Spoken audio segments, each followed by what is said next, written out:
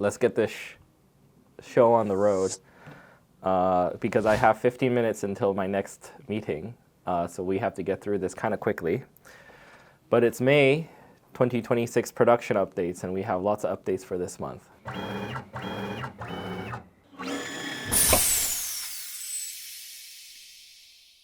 First off, we'll probably start with the biggest news. My co-founder, Chris, has recently exited the company.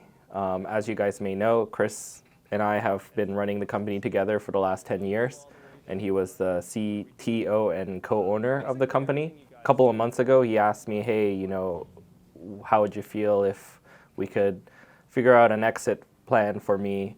And I said, okay, sure.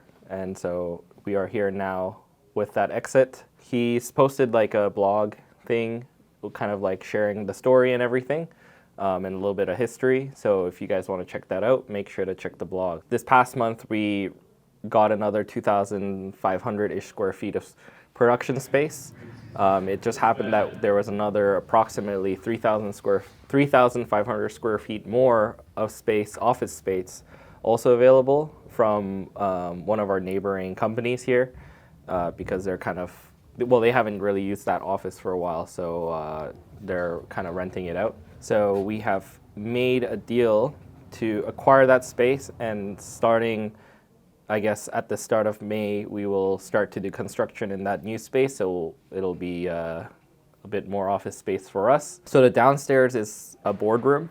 That boardroom is enormous. It's about 2,100, 2,500 square feet.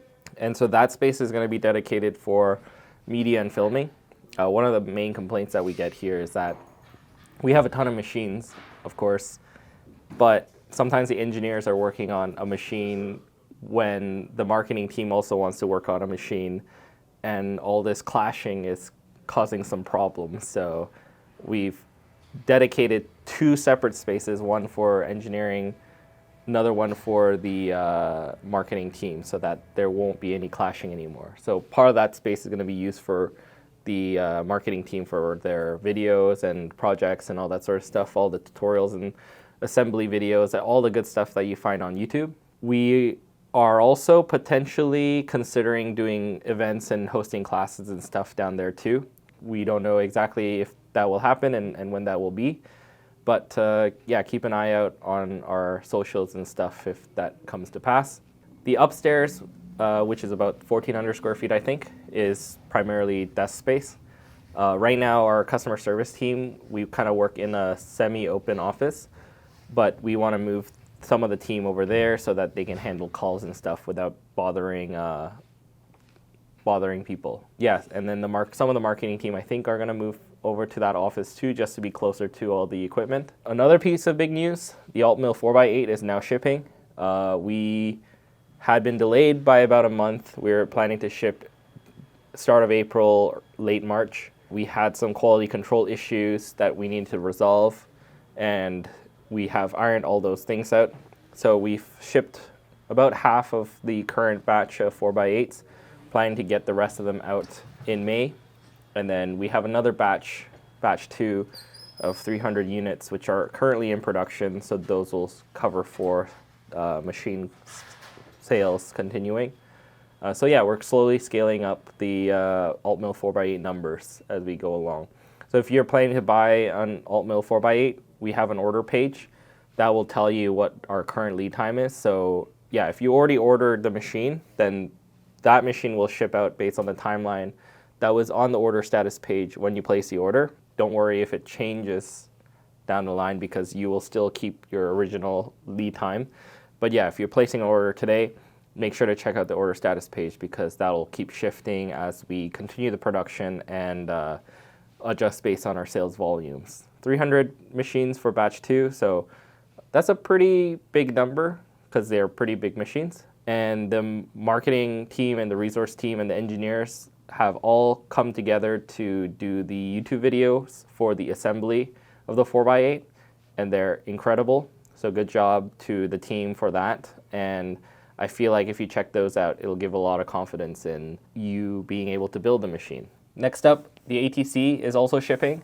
As we were telling everyone before, We are going to ship the ATC and the 4x8 around the same time because a lot of the people who ordered 4x8s, they also ordered the ATCs. We are happy to also tell everyone that the ATCs are also shipping as of April 16th.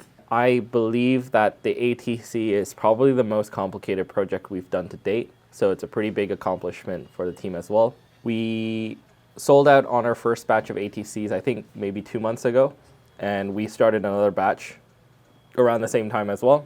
First batch ATCs are shipping now. The second batch ATCs will probably ship in the next 2 months. And then we are almost sold out of batch 2. And so batch 3 is also in production now. And those are expected to start shipping August, September. So like the 4x8, if you check the order status page, it'll give you a lead time based on placing the order current. So you can kind of plan out those things as they come along. Obviously, because these are new products, the lead times tend to be pretty long. If you want to learn more about how we do our lead time stuff, we have another blog post you can look up. We'll probably see our production for all these products slowly ramp up as the order scale. We also have the ATC videos out too. That was also a big undertaking by the videographers and the resource team. They're fantastic in getting people set up. So make sure to check that out, and you can get a preview of the new updates on gSender, which kind of walk people through on the software side on doing the setup. So it's a big step up from where we started on the user experience side as well. We've had a new gSender release as well, gSender 1.6.0, which is like a big major change for gSender. There's a lot of new improvements. One is faster loading times. We have a new built-in G-code editor, new EEPROM settings manager, and new features that are built to help with ATC and altmill 4x8 functions. We also have new firmware that is coming out with the current machines. Users with older machines will be able to update them as well, which will unlock some new features such as the SD card support. So you can run G-code files right off the controller itself, and that is in 1.6. We will keep working on and developing those features in the future iterations of gSender.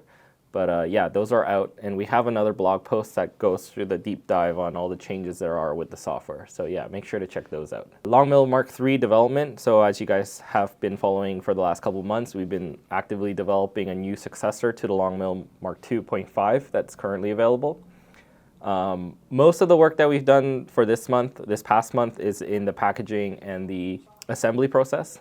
So one of the main things that is different for this new machine is, one, it's much more simple in terms of the mechanical construction, while still being significantly more rigid. And we wanted to make it more simple because we want to make it easier for people to put together. One of the main changes as well will be how much of the machine is going to be pre-assembled in the box. So we expect that the whole assembly time to put a LongMill MK3 and get it set up will be probably like less than a third of our old version, which is a significant improvement. The meeting that's coming up in 6 minutes is to discuss the launch strategy for the LongMill MK3, but currently we're planning to open up pre-orders at the end of May. We also have the SLB Lite and the SLB EXT version 2, which are the new controllers, the SLB Lite being used for the LongMill MK3. We have done initial testing for that to test for the design and the reliability. Initial test production batch of 200 boards. We're also ordering the e-stops, the packaging, the pulp molds, the mounting hardware, and the cases currently for those controllers. But we do need to finish the SLB Lite because those are critical for the use of the LongMill MK3. Currently, as we understand, we need more testing time and more design time to complete SLB Lite, and so that'll be our bottleneck in terms of how quickly we would be able to ship the LongMill MK3. So initially, we were planning to complete that design process in July, the production process in July. It's looking more likely that we'll finish in August. So yeah, if you're thinking, oh, when can I get the LongMill MK3 if I order right away? Right now, it's looking at August. So when we have a meeting with the team, we'll kind of figure out those details and kind of contingency plans on what that shipping time is going to look like. I think that's everything. Got this done in record time. But if you want to check out more granular detail on everything that's going on, please check out the blog. We have this information for the production updates, and we have other information for other things that are going on in the company. So yeah, make sure to check out the blog and check out all the new videos that the marketing team has put out for the assemblies, because they're awesome. And yeah, we'll see you in the next month. Thank you. Take care. Bye-bye.